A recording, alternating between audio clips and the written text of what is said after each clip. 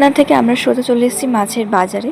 আর অনেক বড় মাছের বাজারগুলো প্রায় বন্ধ, তাই ওইখান থেকে অনেক খুঁজে খুঁজে মাছ নিতে হচ্ছে। আর মাছের দাম খুব বেশি, কারণ এই সময়টা অফ সিজন। এই সময় 1 মাস না 2 মাস সমুদ্রে কোনো জাল টানার নিয়ম নেই। আর যারা জাল টানে যদি পুলিশের চোখে পড়ে তো তাদের বেআইনিভাবে মাছ ধরে কেড়ে নেওয়া হয়। তো ওই জন্য মাছের দাম একটু বেশি, হাই লেভেলের। তার মধ্যেও আমরা ইলিশ নিয়ে আসছি আর চিংড়ি মাছ। আজকে কি রান্না হবে মাই জানে। আমাদেরকে আনাজ কাটতে বললো, আমরা সুন্দর করে বসে সবাই মিলে আনাজ কাটতে দিচ্ছি। আর জামাইবাবু আর বাবা দুজনে ঝিমোচ্ছে, যেহেতু সব ভোরবেলা উঠেছে তাই ঘুমোচ্ছে। চলো রান্না টান্না করে নিয়ে একদম যাই স্নান করে।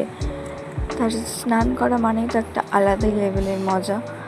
চলো স্নান করে নিই, তারপরে আবার তোমাদের সাথে দেখা হচ্ছে। পরের ভিডিওর জন্য কিন্তু সাবস্ক্রাইব করে রাখো।